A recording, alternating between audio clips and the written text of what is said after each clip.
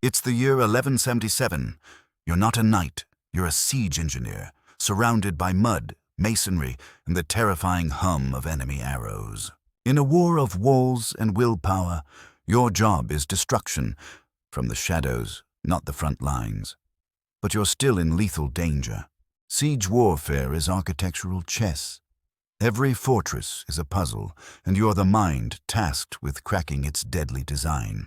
The opposing castle towers threaten like teeth. You've studied their blind spots, their weak mortar joints, their stress points, hidden vulnerabilities only math can see. You sleep beside your machines.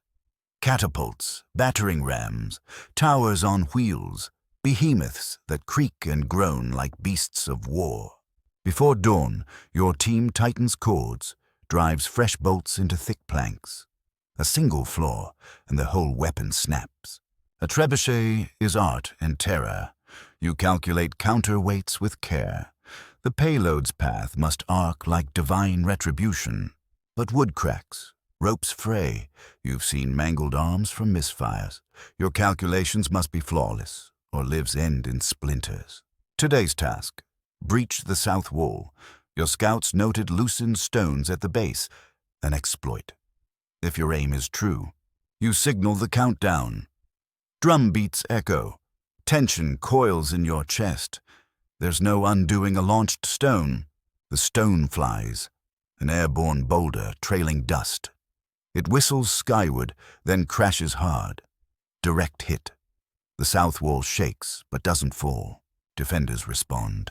Arrows rain down. Fire pots arc through the air. One explodes against your siege tower's wheel. You dive behind a mantlet. Smoke swirls.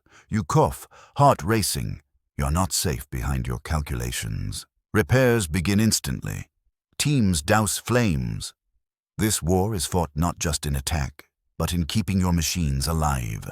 Your apprentice nearly lost his ear to a snapped coil rope. He laughs it off. You don't.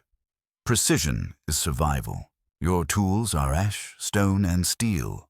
But your true weapon is geometry, angles, trajectories, fulcrums you sketch in the mud. While knights train with swords, you study parabola. Victory doesn't lie in brute force, but perfectly measured wrath. Then you hear the clatter. A siege tower collapses. Structural failure. You run, fearing dead crews beneath broken oak beams. They survive, barely. A forgotten brace pin gave way. Lesson noted: steel parts rust faster near fire pits. Your resolve hardens. The commander demands progress. Siege warfare is expensive. Every hour delays conquest and strains the ruler's patience. You draw faster. Upgrade the trebuchet's sling. Trim excess weight from the ram. You won't sleep tonight. A rival engineer across the battlefield responds. You recognize their design. More compact, faster to load. Every siege is a duel of minds. Whispers tell of Greek fire. If true, your wooden towers are flammable deaths. You start coating timbers in clay. The wind shifts. Smoke from the citadel drifts your way. Sounds of blacksmiths echo. They're reinforcing the gate. Time is against you. A messenger arrives with reconnaissance. A drainage tunnel runs beneath the west wall. Narrow, filthy, perhaps exploitable. You measure angles, distances, pressure from the soil. Could a sapper survive the dig? Could you guide the tunnel's end?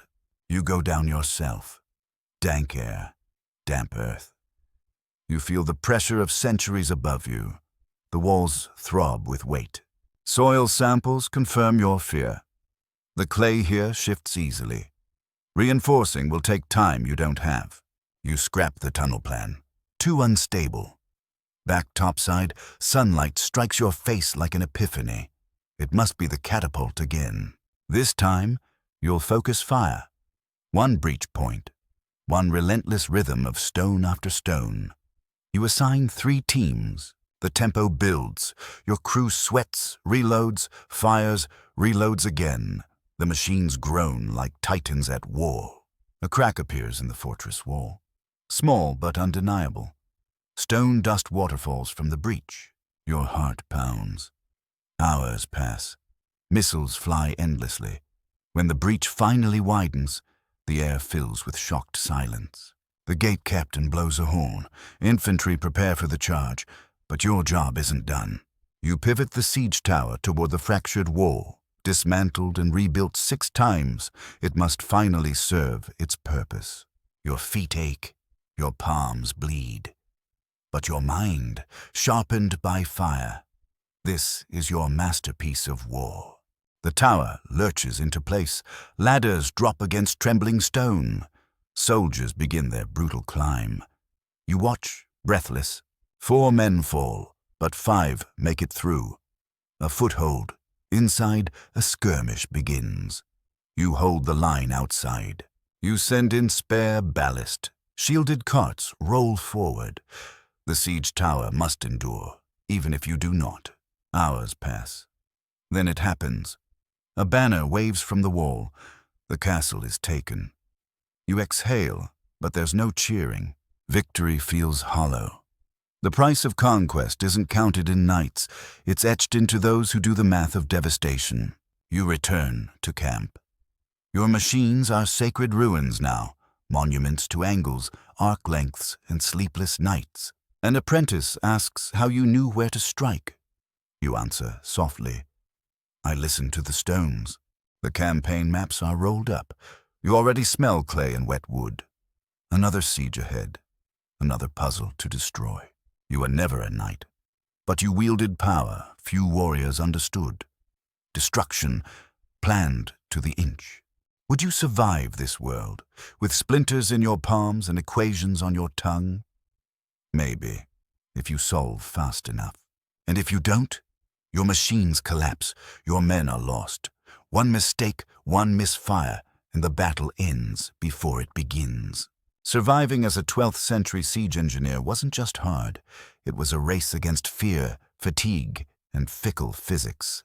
But if you were sharp, if you were precise, you held the kingdom's fate in your ink-stained fingers. So, would you survive as a 12th century siege engineer? History isn't kind to those who guess.